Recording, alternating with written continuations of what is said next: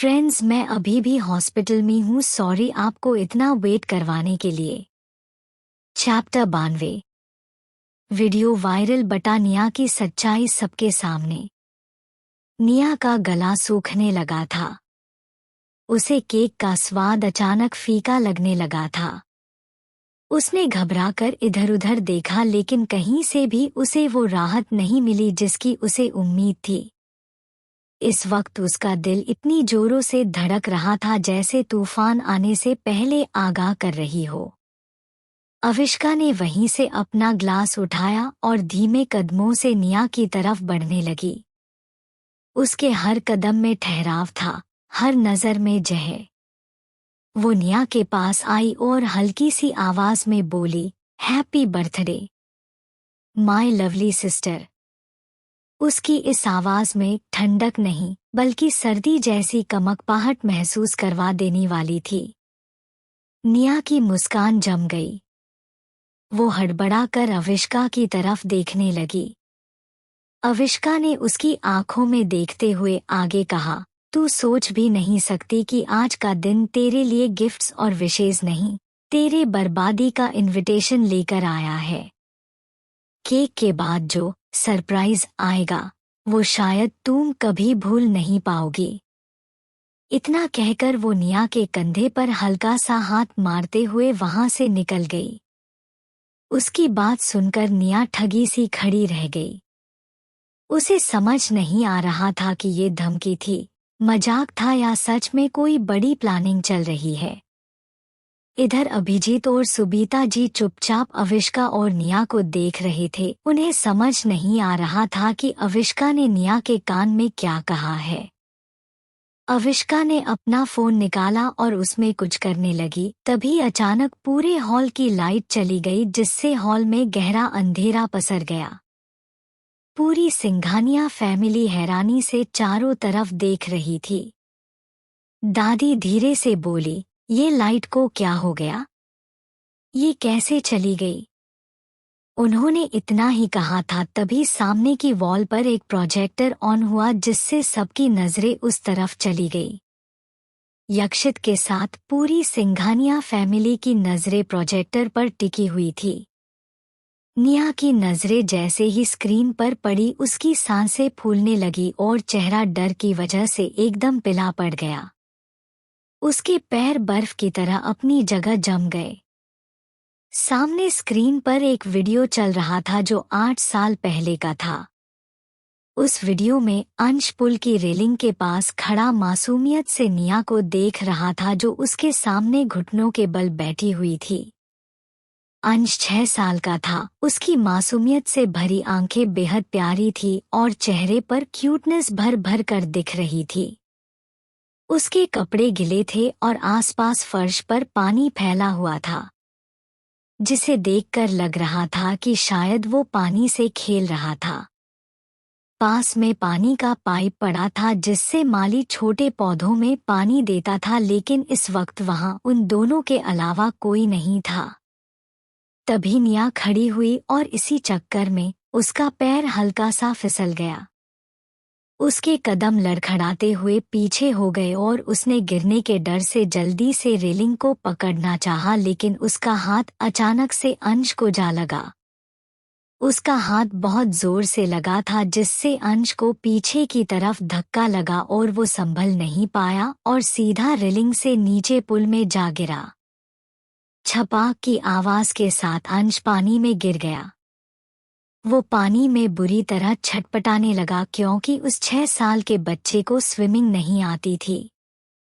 अंश चिल्लाते हुए अपनी मासूम भरी आवाज में बोला, दी बचाओ, मुझे तैरना नहीं आता है, प्लीज हेल्प मी। कहते हुए वो बार बार अपने हाथों को ऊपर उठा रहा था, लेकिन पुल का पानी एक बच्चे के लिए गहरा था, जिस वजह से अंश का चेहरा बार बार पानी में डूब रहा था।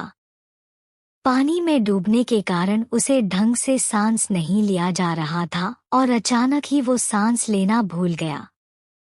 निया वहीं खड़ी हैरानी से अंश को देख रही थी। उसका चेहरा डर और घबराहट की वजह से पीला पड़ गया। उसे समझ नहीं आ रहा था कि वो अभी क्या करे। अंश को सांस भूलने की प्रॉब्लम थी। वो जब भी ज्यादा डर जाता था तो सांस लेना भूल जाता था और अभी भी अंश के साथ यही हो रहा था। तभी अचानक निया को किसी के आने की आहट सुनाई दी, जिसे सुनकर उसने सर घुमा आवाज की डायरेक्शन में देखा जहां अविष्का अपनी डॉल के साथ खेलती हुई उनकी तरफ ही आ रही थी। उसकी मासूम आंखें होंठों पर प्यारी सी स्माइल और वो अपने नन्हे नन्हे पैरों से निया की तरफ आ रही थी। अविष्का को आता देखकर अचानक ही निया के दिमाग में कुछ आया। तभी उसकी नजरें बाहर मेन गेट पर पड़ी जहां एक कार आकर रुकी थी, जिसे देखकर वो तुरंत वहां से निकलकर अपने रूम की तरफ चली गई। वहीं मासूम अविष्का जो उसके पास आ रही थी, उसे अचानक से जाता देखकर वो एकदम से हैरान रह गई, लेकिन तभी उसके कानों में पानी के छपकने की आवाज पड़ी, जिसे सुनकर उसने तुरंत सर घुमा पुल की तरफ देखा और सामने अंश को पानी के अंदर देखकर वो पहले तो एकदम से हैरान रह गई, लेकिन अगले ही पल उसकी हैरानी फिक्र में बदल गई। वो एकदम से चिल्लाते हुए बोली, अंश। चीखते हुए वो दौड़ती हुई पुल के किनारे पर आ गई। उसके हाथ से डॉल छूटकर नीचे गिर गई। अविष्का पुल पर झुकी अपना हाथ आगे करते हुए बोली, अंश अपना हाथ दो, कुछ नहीं होगा तुम्हें। मम्मा पापा कहते हुए वो रोने लगी और रोते हुए अभिजीत और सुबीता को बुलाने लगी। उसकी चीख सुनकर सारे घरवाले भागते वहां आए जहां पहले से थोड़ी दूर पर निया खड़ी थी और अविष्का अभी भी पुल पर झुकी अंश का हाथ पकड़ने की कोशिश कर रही थी।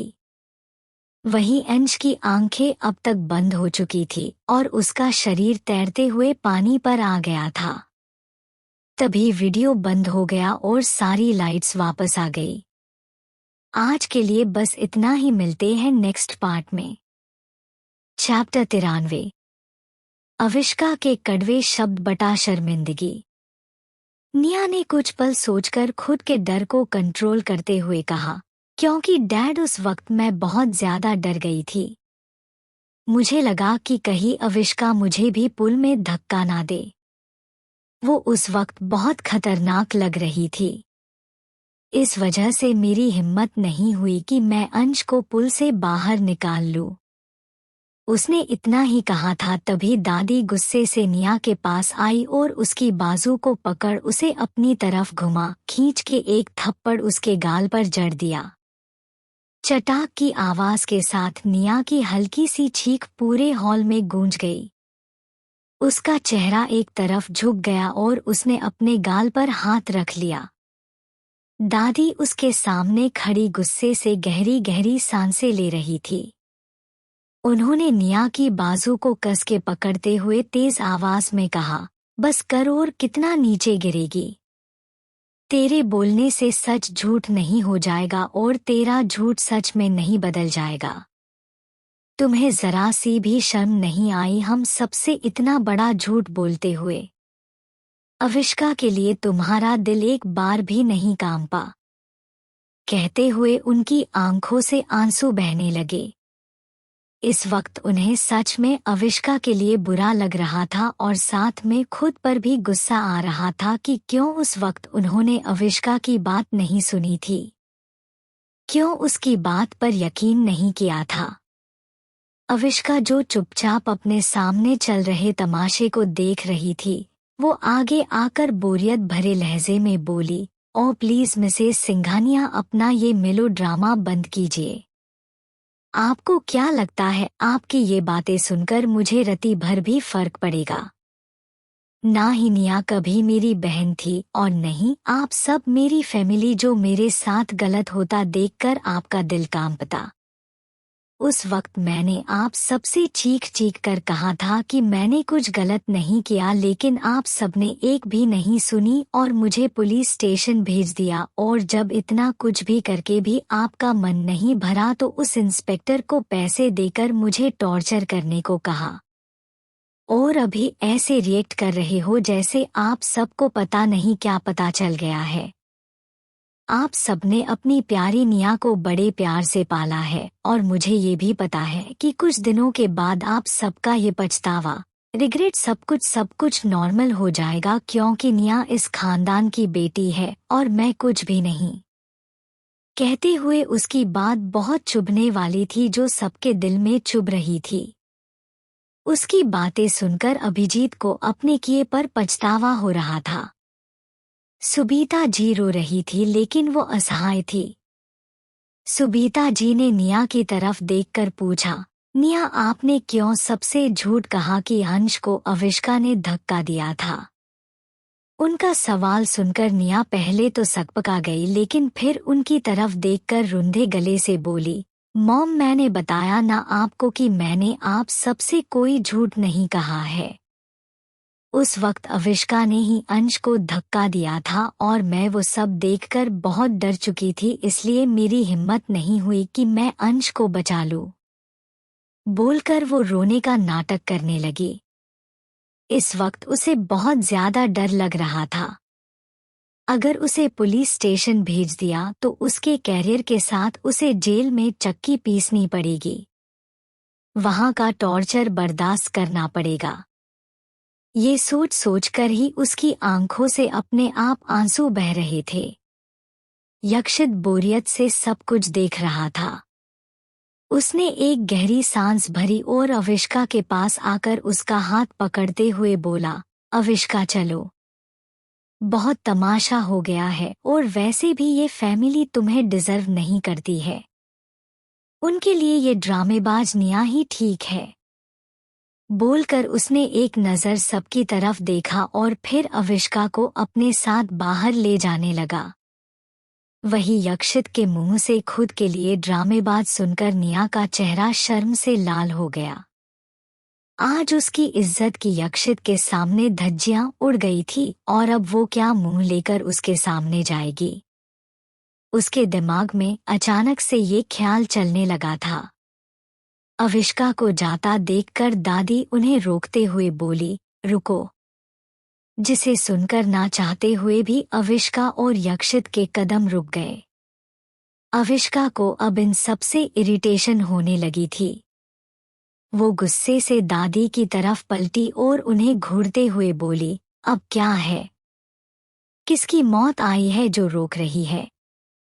या फिर आपको और भी ड्रामा करना है? लगता है इस ड्रामे से आपका मन नहीं भरा है। आप सब एक काम क्यों नहीं करते? कोई सर्कस ज्वाइन कर लो, वहां पर लोग आपके ड्रामे देखकर खुद एंजॉय करें।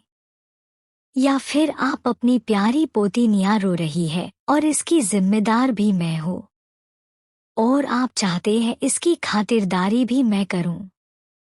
या फिर इसकी सच्चाई आप सबके सामने दिखाकर मैंने कोई बहुत बड़ी गलती कर दी जो आप सब मुझे फिर से जेल भेजना चाहते हो। कहते हुए वो गुस्से से सबको देख रही थी। चैप्टर 94। मैं आपके सारे एहसान उतार देती हूँ। या फिर इसकी सच्चाई आप सबके सामने दिखाकर मैंने कोई बहुत बड़ी गलती कर दी जो आप सब मुझे फिर से जेल भेजना चाहते हो। कहते हुए वो गुस्से से सबको देख रही थी। दादी जिनको अब तक रिग्रेट फील हो रहा था, अविष्का की बातें सुनकर उन्हें गुस्सा आने लगा। वो गुस्से से बोली, अविष्का ये तुम किस तरह से हम सबसे बात कर रही हो और हमने कब कहा है कि निया के रोने के पीछे की वजह तुम हो?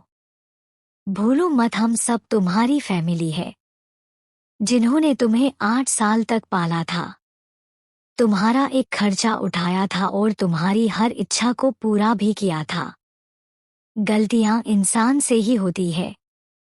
हमसे भी हो गई है गलती, लेकिन इसका मतलब ये नहीं कि तुम्हारा जो मन करेगा तुम वो सब हमसे कहती जाओगी। कहते हुए वो गुस्से से अविष्का को देख रही थी। उनकी बात सुनकर अभिजीत और सुबीता जी ने तुरंत हैरानी के साथ दादी की तरफ देखा और फिर दोनों की नजरें अविष्का पर आकर ठहर गई जो बिना किसी एक्सप्रेशन के उन्हें ही देख रही थी। अविष्का कुछ पल रुककर सार्कास्टिकली बोली, ओ अच्छा, तो अब आप मुझ पर इस वजह से अपना धौंस जमाना चाहती है कि आप लोगों ने 8 साल तक मेरी परवरिश की थी। चलिए बताइए, मेरी परवरिश करने में आप लोगों ने अपने कीमती पैसे कितने बर्बाद किए थे। बोलकर उसने यक्षित की तरफ देखा और फिर आगे बोली, युवी, क्या आप मुझे बता सकते हैं कि 8 साल तक किसी की परवरिश करने में कितना खर्चा आता है? वो क्या है ना, मुझे किसी का एहसान नहीं रखना है। उसकी बात सुनकर पूरी सिंघानिया फैमिली एकदम से हैरान रह गई। किसी ने भी ये उम्मीद नहीं की थी अविष्का अपनी परवरिश के पैसे भी देने को तैयार हो जाएगी। यक्षित कुछ पल रुककर बोला, समथिंग 50 लाख। ये सुनते ही अविष्का ने अपना फोन उठाया और अभिजीत जी के अकाउंट में 1 करोड़ रुपए ट्रांसफर कर दिए। अभिजीत जी के फोन में मैसेज की रिंगटोन बजी, जिसे सुनकर उन्होंने अपना फोन निकाल कर चेक किया और फोन में आए हुए मैसेज को देखकर उनकी आंखें हैरानी से बड़ी बड़ी हो गई। अविष्का ने सबकी तरफ अपने फोन की स्क्रीन को दिखाते हुए कहा, ये देख लीजिए सबूत कि मैंने मिस्टर अभिजीत सिंघानिया के अकाउंट में 1 करोड़ रुपए ट्रांसफर कर दिए हैं, और वो भी सूद समेत। क्या पता फिर आप सब वापस मुझे झूठी ठहरा कर बोल दो कि मैंने आपको कुछ नहीं दिया। उसकी बात सुनकर पूरी सिंघानिया फैमिली की नजरें अनजाने में ही अविष्का के फोन की स्क्रीन पर चली गई, जहां सच में 1 करोड़ रुपए ट्रांसफर करने का मैसेज शो हो रहा था। अविष्का की बातें सुनकर अभिजीत की आंखों में रुके आंसू बहते हुए गालों पर लुढ़क आए। इस वक्त उन्हें सच में पछतावा हो रहा था कि उन्होंने 10 साल पहले क्यों अविष्का की बातें नहीं सुनी थी। काश वो एक बार जेल में जाकर देख लेते कि अविष्का किस हाल में है। अगर वो उस वक्त अविष्का से प्यार से पेश आते और उससे आराम से सब कुछ पूछते तो शायद अविष्का सब कुछ उन्हें सच सच बता देती। अविष्का उनकी खुद की बेटी थी। अगर वो उससे प्यार से सब कुछ पूछते तो वो उन्हें सब बता देती, लेकिन उन्होंने खुद ही अपनी बेटी को खुद से दूर कर दिया। इस वक्त वो खुद को बहुत लाचार महसूस कर रहे थे, क्योंकि उन्हें भगवान ने औलाद का सुख दिया था, लेकिन ये सुख देकर भी उनके पास अपनी एक भी औलाद नहीं थी। अंश इस दुनिया से जा चुका था और अविष्का को उन्होंने खुद दूर कर दिया था। निया पास होकर भी कभी उनकी थी ही नहीं। अभिजीत जी को अपने सीने में बहुत तेज दर्द महसूस हो रहा था। सुबीता जी भी रो रही थी। आज उनकी बेटी उनसे भी अपना रिश्ता तोड़ना चाहती थी, और इसके पीछे की वजह वे खुद थे। उन्होंने खुद ही अविष्का को अपने से दूर किया था। इन 10 सालों में कभी उससे बात करने की कोशिश नहीं की और कभी उससे मिलना चाहा। यहाँ तक जब उन्हें पता चल चुका था कि अविरा ही अविष्का है, तब भी उन्होंने उससे बात नहीं की थी।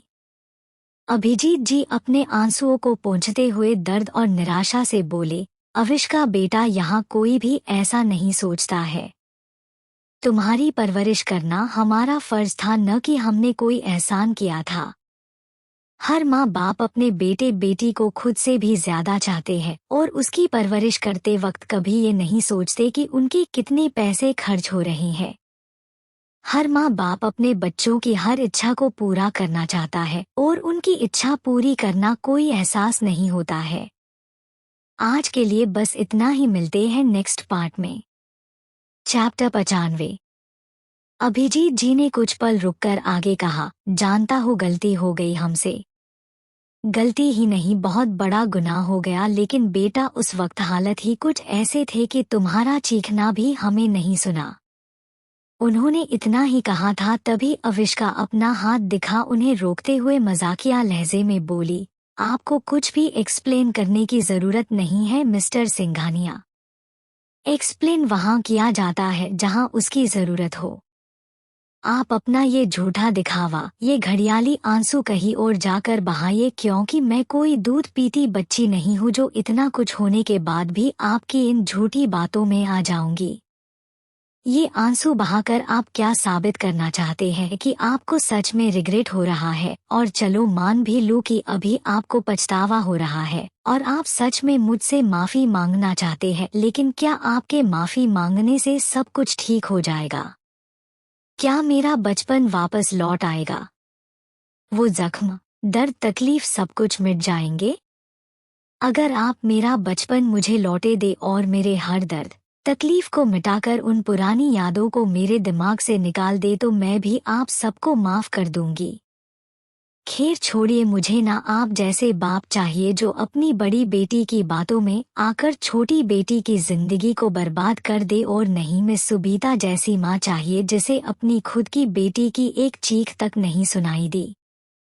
एक बार भी उसकी ममता ने उससे नहीं कहा कि उसने जो किया वो गलत है, और नहीं मुझे मिसेस सिंघानिया जैसी दादी चाहिए जो हर वक्त उस 8 साल की बच्ची में कमियां निकालती रहती थी।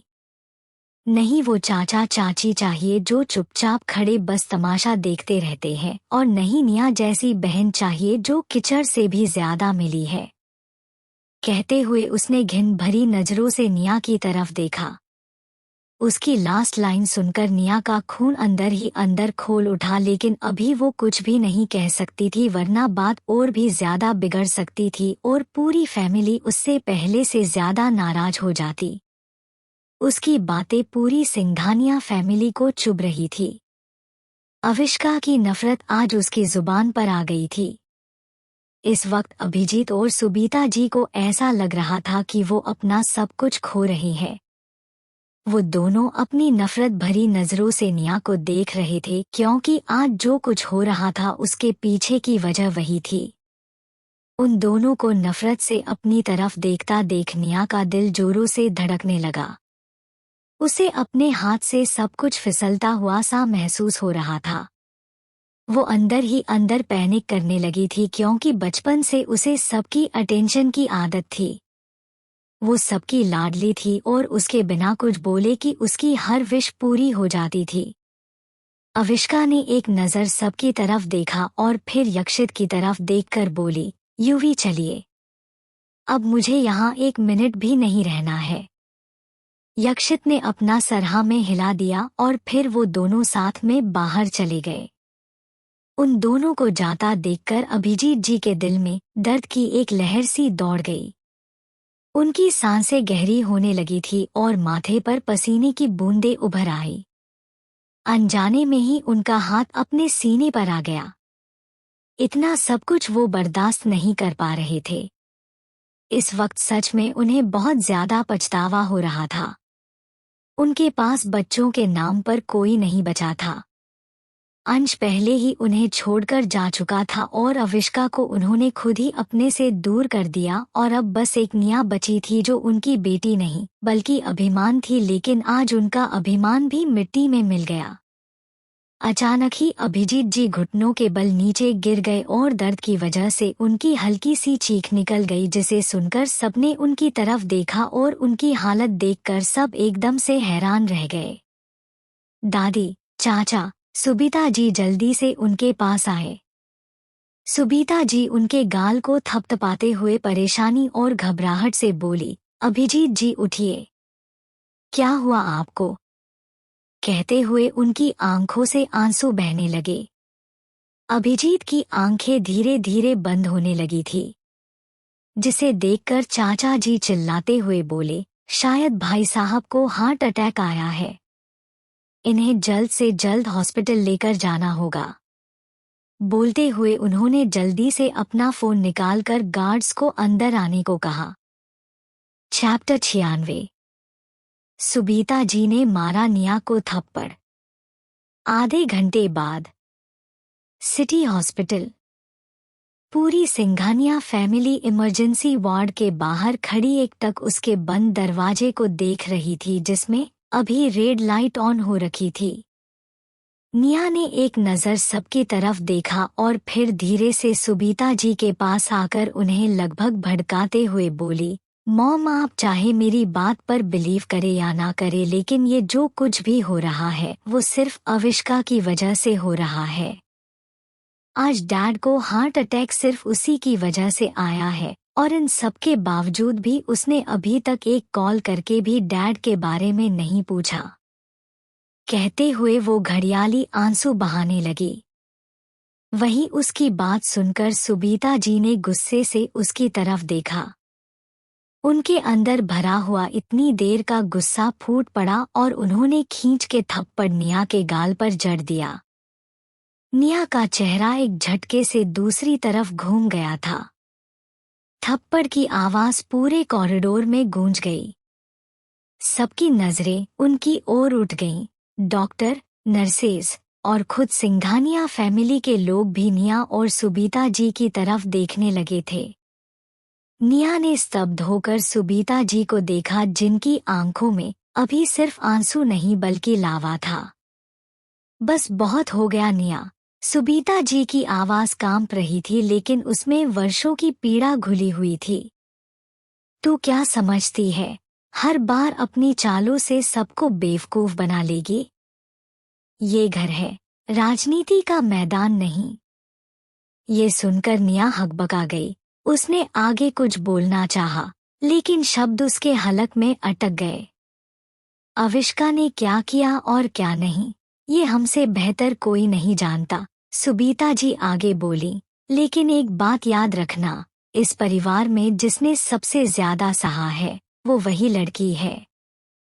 और तूने हर बार उसी के जख्मों पर नमक छिड़का है। सुबीता जी के चेहरे पर अब सिर्फ गुस्सा नहीं था, पछतावा भी था। शायद वर्षों की चुप्पी अब टूट रही थी। निया की आंखों से भी अब घड़ियाली नहीं, सच्चे आंसू बहने लगे थे। वह कांपती हुई पीछे हट गई। उसी पल इमरजेंसी वार्ड का दरवाजा खुला। एक डॉक्टर बाहर निकला। सबकी धड़कनें थम गईं और सबने एक साथ उस तरफ देखा। मिस्टर अभिजीत सिंघानिया अब खतरे से बाहर हैं, डॉक्टर ने हल्का मुस्कुराते हुए कहा, लेकिन उन्हें फिलहाल आईसीयू में शिफ्ट किया जा रहा है। किसी को भी मिलने की परमिशन अभी नहीं है। ये सुनकर सबके चेहरे पर हल्की सी स्माइल आ गई। इधर दूसरी तरफ ओबेरॉय मेंशन में यक्षित का बेडरूम। यक्षित बेड पर लेटा एकटक अविष्का की पीठ को घूर रहा था, जो दूसरी तरफ मुंह किए बेड के किनारे लेटी हुई थी। उसने अभी तक यक्षित से बात नहीं की थी और अभी दोनों के बीच में दो आदमी और सो जाए इतनी दूरी थी। यक्षित ने अविष्का की कमर में हाथ डालकर झटके से उसे अपने करीब खींच लिया। उसकी अचानक इस हरकत से अविष्का की हल्की सी आह निकल गई और सर यक्षित के सीने से आ लगा। यक्षित के इस तरह खींचने से अविष्का को जोर से झटका लगा था और अचानक ही उसके पेट में हल्का सा दर्द शुरू हो गया। दर्द की वजह से उसका हाथ अपने आप अपने पेट पर चला गया और उसके मुंह से दर्द भरी सिसकी निकल गई, जिसे सुनकर यक्षित ने उसकी तरफ देखकर फिक्र भरी आवाज में कहा, what happened wild cat? I you okay? कहते हुए उसकी नजरें अविष्का के चेहरे पर टिकी हुई थी, जिस पर हल्की दर्द की लकीरें उभर आई थी। अविष्का ने नजरें उठा उसके चेहरे को देखा और दर्द और गुस्से से बोली, आपके ऐसे खींचने की वजह से मेरे पेट में पेन होने लगा। आपको इस तरह मुझे खींचने की क्या जरूरत थी? कहते हुए उसकी आंखों में पानी भर आया, क्योंकि उसे अब बहुत तेज दर्द होने लगा था। उसकी आंखों में आंसू देखकर यक्षित जल्दी से उठकर बैठ गया और उसके चेहरे को अपनी हथेलियों में भरकर फिक्र भरी आवाज में बोला, आई एम सॉरी जान। मुझे नहीं पता था कि तुम्हें मेरे खींचने से ऐसे दर्द होने लगेगा। कहते हुए वो अपने एक हाथ से उसके पेट को सहलाने लगा। अविष्का उसका हाथ अपने पेट से झटकते हुए रोते हुए बोली, यूवी कुछ कीजिए, मुझे बहुत जोर से दर्द हो रहा है। I can't handle this pain. कहते हुए वो अब बुरी तरह रोने लगी। आज के लिए बस इतना ही, मिलते हैं नेक्स्ट पार्ट में। रीडर्स, अगर चैप्टर अच्छा लगा तो थोड़े लाइक कमेंट भी कर दिया करो। आज के लिए बस इतना ही, मिलते हैं नेक्स्ट पार्ट में। रीडर्स, अगर चैप्टर अच्छा लगा तो थोड़े लाइक कमेंट भी कर दिया करो। Chapter 97। Congratulations, she is pregnant. उसे इस तरह रोते देखकर यक्षित एकदम से घबरा गया।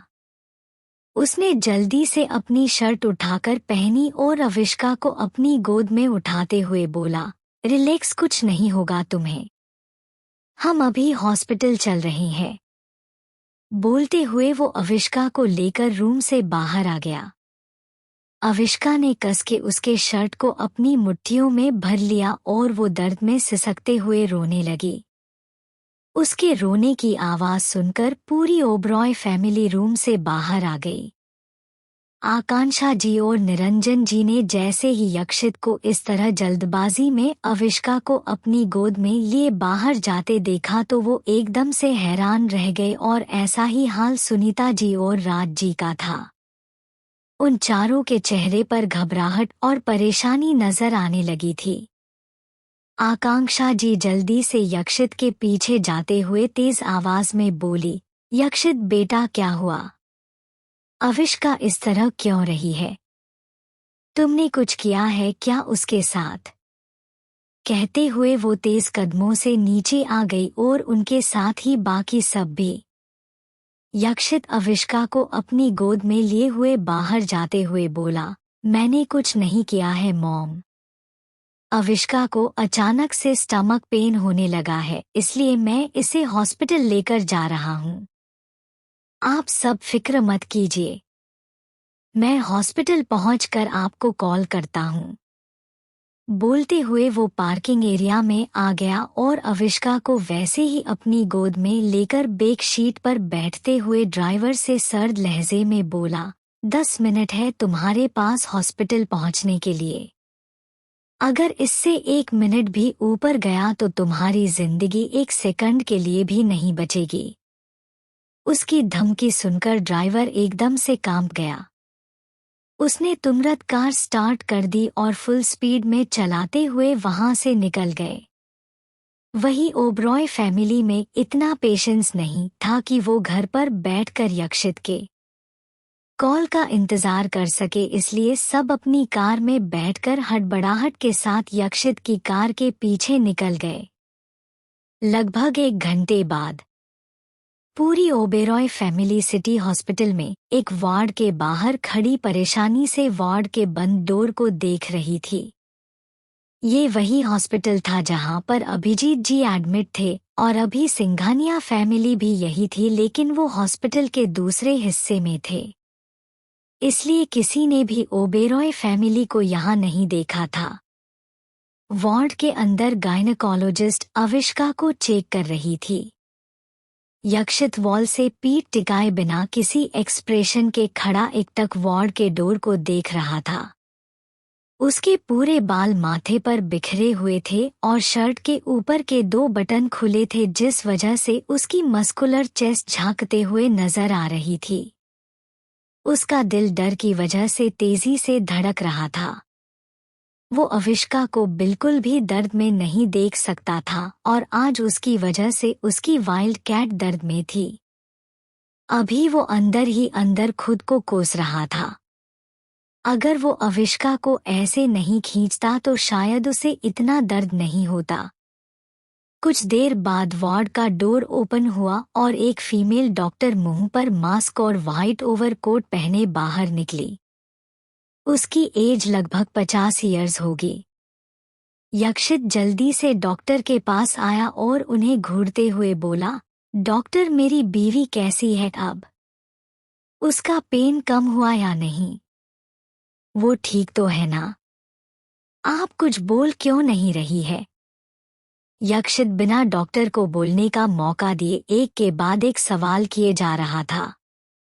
वही डॉक्टर हैरानी और परेशानी से बस उसका मुंह देख रही थी।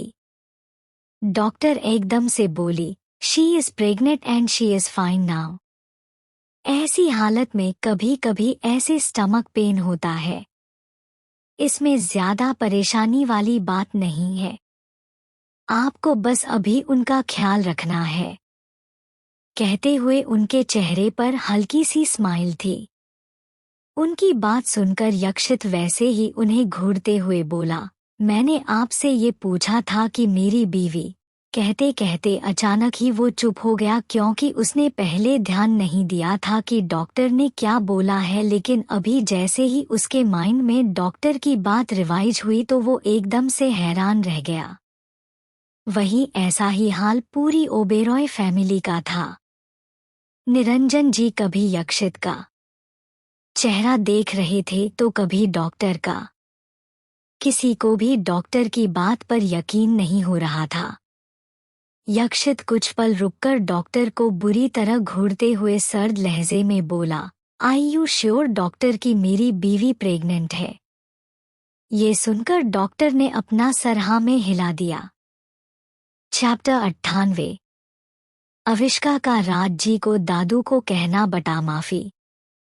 यक्षित कुछ पल रुककर डॉक्टर को बुरी तरह घूरते हुए सर्द लहजे में बोला, आई यू श्योर डॉक्टर की मेरी बीवी प्रेग्नेंट है? ये सुनकर डॉक्टर ने अपना सर हाँ में हिला दिया। डॉक्टर का जवाब सुनकर यक्षित के फेस एक्सप्रेशन एकदम से बदल गए। उसने एक नज़र वार्ड के अंदर देखा जहां अविष्का बेड पर आंखें बंद किए लेटी थी। उसके हाथ में ड्रिप लगी थी और उसका दूसरा हाथ अपने पेट पर था। यक्षित की नजरें अविष्का के चेहरे से होते हुए उसके पेट पर आकर ठहर गई। उसने कुछ पल अविष्का के पेट को घूरा और फिर बिना कुछ बोले वहां से चला गया। वही उसे इस तरह बिना कुछ बोले जाते देखकर पूरी सिंघानिया फैमिली हैरान और परेशान हो गई। आकांक्षा जी परेशानी से बोली, ये यक्षित को क्या हुआ? वो ऐसे कैसे चला गया? क्या वो इस न्यूज़ को सुनकर खुश नहीं है? बोलकर उन्होंने निरंजन जी की तरफ देखा जो खुद हैरानी से यक्षित जिस तरह गया था उसी डायरेक्शन में देख रहे थे। तभी राज जी कुछ सोचते हुए बोले, शायद हम ही कुछ ज्यादा सोच रहे हैं।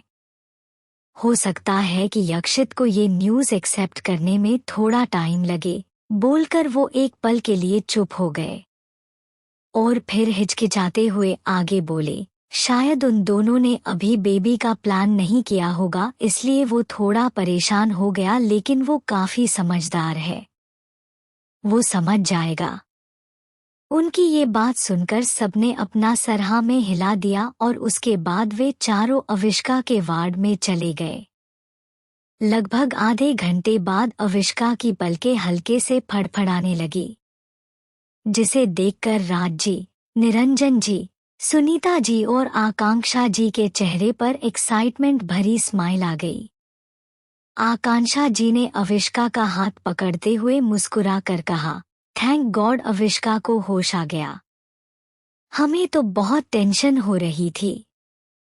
कहते हुए उनकी नजरें अविष्का पर टिकी हुई थी। अविष्का ने धीरे से अपनी आंखें खोली और उसकी नजरें सीधा सीलिंग पर पड़ी। अपने पास सबको खड़ा महसूस करके अविष्का ने सबकी तरफ देखा और धीरे से बोली, आप सब यहाँ? कुछ हुआ है क्या? उसका सवाल सुनकर सुनीता जी मुस्कुराकर बोली, एचएमएमएम हुआ तो बहुत कुछ है। कहते हुए उन्होंने प्यार से अविष्का के माथे पर किस किया और उसके बालों को सहलाने लगी। अविष्का अभी भी सवालिया नजरों से उन सबको देख रही थी। उसे समझ नहीं आ रहा था कि वो क्या बोल रहे हैं। उसके फेस एक्सप्रेशन देखकर आकांक्षा जी हंसते हुए बोली, अरे बेटा, तुम्हें इतना परेशान होने की जरूरत नहीं है और इस हालत में तो बिल्कुल भी नहीं। बोलते हुए उनकी नजरें एक बार अविष्का के पेट पर चली गई और फिर वापस उन्होंने अविष्का की आंखों में देखा जिनमें बहुत सारे सवाल नजर आ रहे थे। अविष्का धीरे से बोली, आप क्या बोल रही है? मुझे कुछ समझ नहीं आ रहा है। प्लीज साफ साफ बोलिए, बात क्या है? आप सब यहाँ क्यों हैं? क्या आप मेरे लिए यहाँ पर आए हैं और वो भी इतनी रात को? बोलते हुए उसकी आंखों में कुछ आकर गुजर गया। ओबेरॉय फैमिली में आने से पहले अविष्का को कभी किसी का प्यार और केयर नहीं मिली थी। उसने हमेशा से अपना काम खुद से किया था। इसलिए अभी सबको इस वक्त हॉस्पिटल में देखकर उसे अंदर ही अंदर सुकून मिल रहा था। दिल का एक कोना जो हमेशा फैमिली के प्यार के लिए तरसता था, कहीं ना कहीं उस जगह को अब ओबेरॉय फैमिली फुलफिल कर रही थी। अविष्का की नजरें ओबरॉय फैमिली पर टिकी हुई थी, जो उसके सवाल सुनकर उसी को देख रही थी। राज जी अविष्का के पास आए और प्यार से उसके सर पर हाथ फेरते हुए बोले, बेटा तुम घर पर इतनी जोर से रो रही थी। तुम्हें दर्द में तड़पता देखकर हम कैसे आराम से घर पर बैठ सकते थे। भले ही तुम हमारी पोती नहीं हो, लेकिन पोता बहू तो होना, और अगर हमारी पोती होती तो शायद वो भी बिल्कुल तुम्हारी जैसी ही होती। हम अपनी पोती को दर्द तकलीफ में कभी नहीं देख सकते थे। तुम्हें रोता देखकर हम सबसे रहा नहीं गया और हम भी यक्षित के साथ हॉस्पिटल आ गए थे। वैसे आज तुमने हमें हमारी लाइफ का सबसे कीमती तोहफा दिया है, जिसका एहसान हम करोड़ों की प्रॉपर्टी से भी नहीं चुका सकते हैं। पास्ट में हमने तुम्हें बहुत गलत समझा था और तुम्हारे साथ मिसबिहेव भी किया था। उन सब के लिए हम तुमसे माफी मांगते हैं। कहते हुए उनकी आंखों में हल्की सी नमी छा गई थी और गला रूंध आया था। राज जी को वो दिन याद आ गया था जब उन्होंने अविष्का को जेल भेजने के लिए पुलिस को कॉल किया था और उसे भला बुरा भी सुनाया था, जिसे याद करके अभी उन्हें सच में बहुत पछतावा हो रहा था। अविष्का धीरे से उठकर बैठ गई और उसने राज जी की तरफ देखा। उसे राज जी की बातें कुछ खास समझ तो नहीं आ रही थी, लेकिन उसे इतना समझ आ गया था कि वो उससे उस दिन के लिए माफ मांग रहे हैं जिस दिन उन्होंने उसे अरेस्ट करने के लिए ओबेरॉय मेंशन में पुलिस को बुलाया था। वही बाकी सब भी राज जी को देख रहे थे। सुनीता जी की आंखों में भी आंसू भर आए थे। वो अपने आंसुओं को बहुत मुश्किल से कंट्रोल किए खड़ी थी। उन्हें अविष्का के लिए थोड़ा बुरा भी लग रहा था, क्योंकि बचपन से लेकर सबने उसके साथ गलत किया और ओबेरॉय मेंशन में आने के बाद भी राज जी ने उसे ही गलत समझा था। अविष्का ने कुछ पल रुककर धीमी सी आवाज में कहा, दादू आपको मुझसे माफी मांगने की जरूरत नहीं है। बड़े आशीर्वाद देते हुए अच्छे लगते हैं, ना कि माफी मांगते हुए। पास्ट में जो हुआ उसमें आपकी कोई गलती भी नहीं है। कोई भी इंसान अपनी फैमिली में ऐसे इंसान को कभी नहीं रहने देगा जिसके माथे पर बचपन में ही किसी अपने को मारने का कलंक लग चुका हो। खैर वो सब पुरानी बातें हैं और अभी मुझे उन सबको याद नहीं करना है। आप ये बताइए कि मैंने आपको कौन सा गिफ्ट दिया है। जहाँ तक मुझे याद है मैंने तो अभी तक किसी को भी गिफ्ट नहीं दिया। शायद आपको कोई गलतफहमी हुई है। कहते हुए उसकी नजरें राज जी के चेहरे पर टिकी हुई थी। वही राज जी को तो अविष्का की एक भी बात सुनाई ही नहीं दे रही थी। उनके कानों में तो बस एक ही शब्द गूंज रहा था, दादू। आज से पहले अविष्का ने कभी भी उन्हें दादू नहीं किया था और अभी उसके मुंह से खुद के लिए दादू सुनकर राज जी की आंखों में खुशी की अलग ही चमक आ गई थी। आज के लिए बस इतना ही, मिलते हैं नेक्स्ट पार्ट में। चैप्टर 99। ओबरॉय फैमिली का गुस्सा यक्षित पर। आज से पहले अविष्का ने कभी भी उन्हें दादू नहीं कहा था और अभी उसके मुंह से खुद के लिए दादू सुनकर राज जी की आंखों में खुशी की अलग ही चमक आ गई थी। राज जी की आंखों में खुशी के आंसू आ गए थे। उन्होंने जल्दी से अपने आंसू साफ किए और मुस्कुराते हुए बोले, बेटा क्या तुम एक बार और हमें दादू बोल सकती हो? उनकी ये बात सुनकर अविष्का अपनी पलकों को हाँ में झपकाते हुए बोली, यस आप जितनी बार चाहे मैं उतनी बार आपको दादू बोल सकती हूँ, दादू। ये सुनकर राज जी की स्माइल और गहरी हो गई। तभी निरंजन जी अविष्का के पास आए और एक बाप के प्यार भरी नजरों से उसे देखते हुए बोले, बेटा तुम्हें नहीं पता तुमने हम सबको कितना बड़ा गिफ्ट दिया है। तुम माँ बनने वाली हो और यही हम सबके लिए हमारा सबसे कीमती तोहफा है। कहते हुए उनके चेहरे पर स्माइल आ गई और साथ में बाकी सबके चेहरे भी खिल उठे। वही उनकी बात सुनकर अविष्का पहले तो हैरान रह गई, लेकिन फिर उसका हाथ अपने आप अपने पेट पर चला गया। उसे अभी कुछ महसूस तो नहीं हो रहा था, लेकिन माँ बनने की न्यूज़ सुनकर उसे जो खुशी हो रही थी उसे शायद वो शब्दों में बयान नहीं कर सकती थी। अविष्का की आंखों में पानी भर आया था। उसने आंसू भरी आंखों से आकांक्षा जी की तरफ देखा और हैरानी के साथ बोली, क्या मैं सच में माँ बनने वाली हूँ? उसका ये सवाल सुनकर आकांक्षा जी ने प्यार से उसके चेहरे को अपनी हथेली में भरा और अपना सिर हाँ में हिलाते हुए बोली, यस मेरे बच्चे। Are you pregnant? कहते हुए उन्होंने अविष्का के हाथ को वापस उसके पेट पर रखा और आगे बोली, इसे फील करो जो तुम्हारा और यक्षित का है और ये तुम्हारे अंदर सांस ले रहा है। तुम्हें पता है हर औरत के लिए ये एहसास बहुत खास होता है। कहते हुए उनकी आंखों में भी पानी भर आया था। ये आंसू दुख के नहीं बल्कि खुशी के थे। उनकी बात सुनकर अविष्का के फेस पर स्माइल और आंखों से आंसू बहते हुए गालों पर लुढ़क आए। वो अपने पेट पर हाथ रखे अपने बच्चे को फिल कर रही थी, लेकिन तभी अचानक अविष्का के दिमाग में कुछ आया। उसने आकांक्षा जी की तरफ देखकर कहा, आंटी यूवी कहाँ पर है? क्या वो घर चले गए हैं? कहते हुए उसकी नजरें एक बार दरवाजे की तरफ चली गई और फिर वापस उसने आकांक्षा जी की तरफ देखा। उसका सवाल सुनकर पूरी ओबेरॉय फैमिली की स्माइल फीकी पड़ गई। उन्हें इस वक्त अविष्का के लिए बुरा लग रहा था और यक्षित पर गुस्सा आ रहा था। वो अविष्का से मिले बिना कैसे जा सकता था? निरंजन जी ने मन ही मन सोचते हुए कहा, ये लड़का अपनी लाइफ में कभी कोई अच्छा काम नहीं कर सकता है। अभी अविष्का को इसके साथ की जरूरत है और वो इसे यही हॉस्पिटल में छोड़कर पता नहीं कहाँ चला गया है। कहते हुए उन्हें यक्षित पर गुस्सा आ रहा था। सुनीता जी ने अविष्का की तरफ देखकर हिचकिचाते हुए कहा, बेटा यक्षित की एक इम्पोर्टेंट मीटिंग थी इसलिए वो यहाँ से चला गया, लेकिन वो बहुत खुश था और हम सबको तुम्हारा ख्याल रखने को कहा है। कहते हुए उनकी जुबान लड़खड़ा थी। वही उनकी बात सुनकर सब उनकी तरफ देखने लगे थे।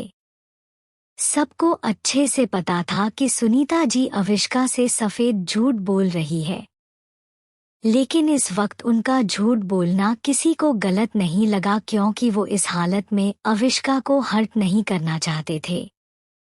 सुनीता जी की लड़खड़ाती जुबान और उन्हें अपनी नजरें चुराते देखकर अविष्का को समझ आ गया था कि वो झूठ बोल रही है, लेकिन फिर उसने किसी से कोई सवाल नहीं किया और नहीं वो कुछ बोली। उसे अचानक से इतना शांत देखकर ओबरॉय फैमिली के चेहरे भी लटक गए। राज जी ने बात को संभालते हुए कहा, अविष्का बेटा तुम्हें इतना परेशान होने की जरूरत नहीं है। यक्षित कल सुबह तक घर आ जाएगा। हम डिस्चार्ज पेपर रेडी करवा के आते हैं, फिर सब साथ में घर चलेंगे। बोलकर वो वहां से चले गए, क्योंकि वो अविष्का को उदास नहीं देख सकते थे। उनके साथ ही निरंजन जी भी चले गए।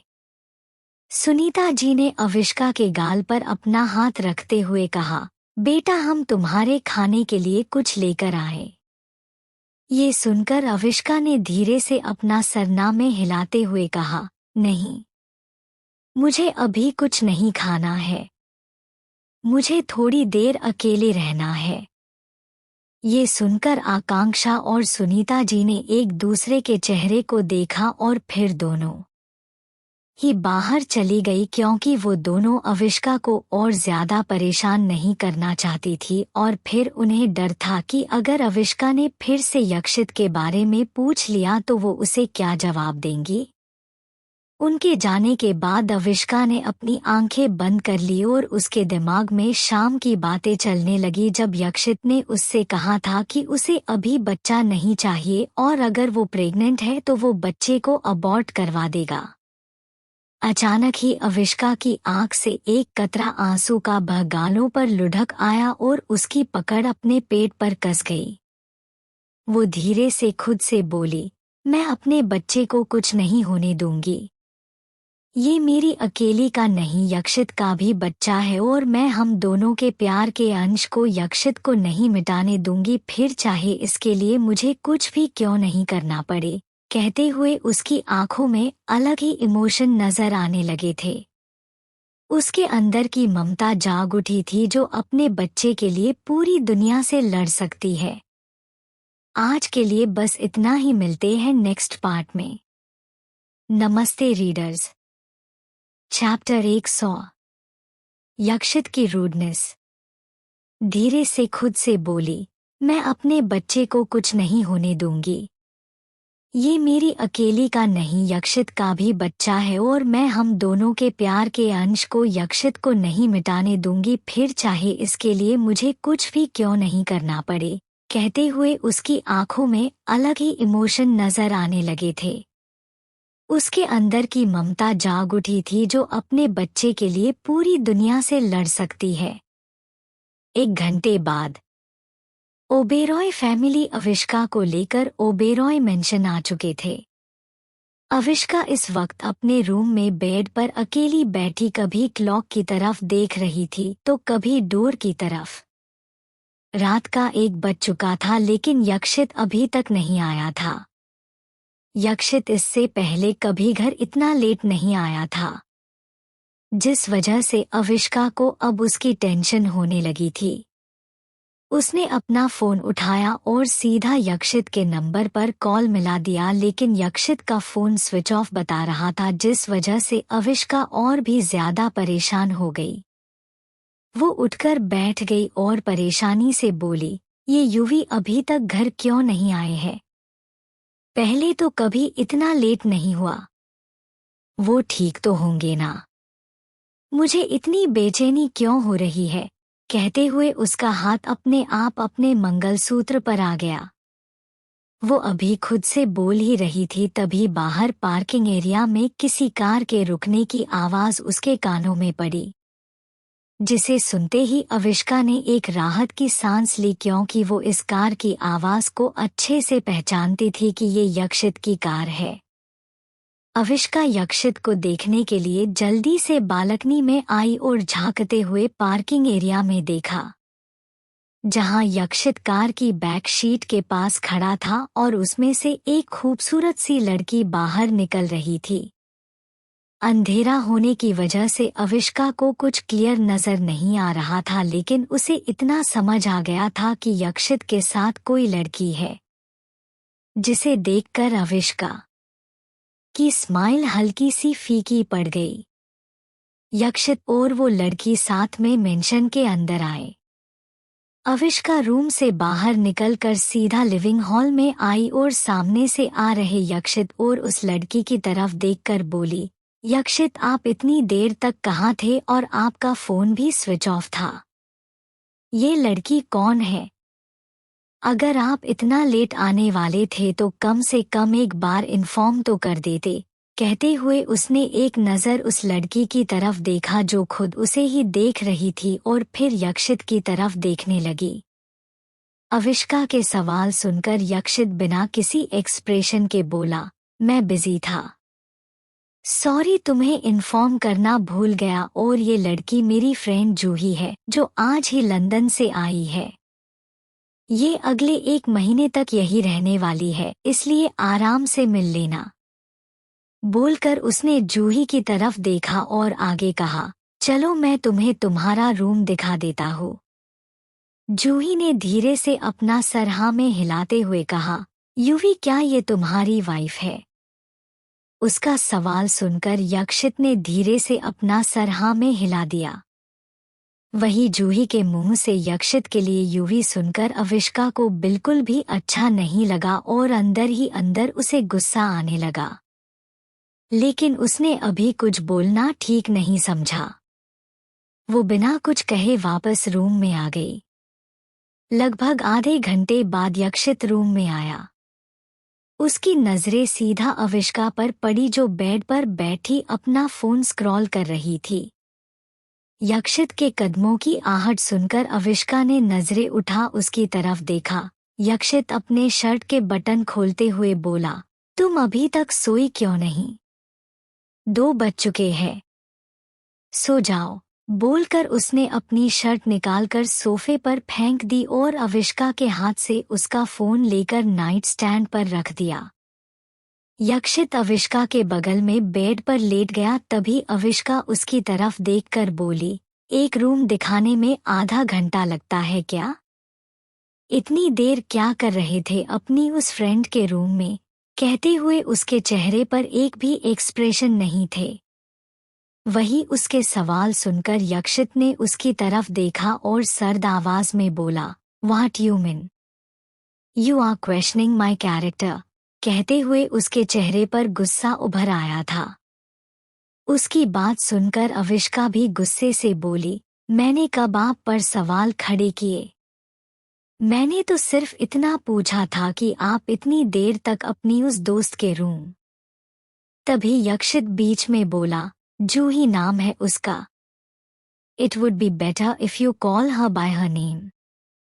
अब अगर तुम्हें नींद नहीं आ रही है तो तुम रूम से बाहर जा सकती हो, लेकिन प्लीज मुझे सोने दो, बोलकर उसने अपनी आंखें बंद कर ली। वही उसके इतना रूड बिहेव की वजह से अविष्का की आंखों में पानी भर आया था। वो रुंधे गले से बोली, फाइन, मैं चली जाती हूँ, फिर शायद आपको अच्छे से नींद आए। बोलकर वो बेड से उठी और डोर ओपन करके के लिए अपना हाथ हैंडल पर रखा, लेकिन तभी उसके हाथ पर किसी का बड़ा और मजबूत हाथ आ गया। अविष्का ने एक नज़र उस हाथ को देखा और फिर सर उठा यक्षित को, जो अपना सर झुकाए खुद उसे ही देख रहा था। यक्षित ने एक गहरी सांस भरी के अविष्का को एकदम से अपनी गोद में उठा लिया। आज के लिए बस इतना ही, मिलते हैं नेक्स्ट पार्ट में।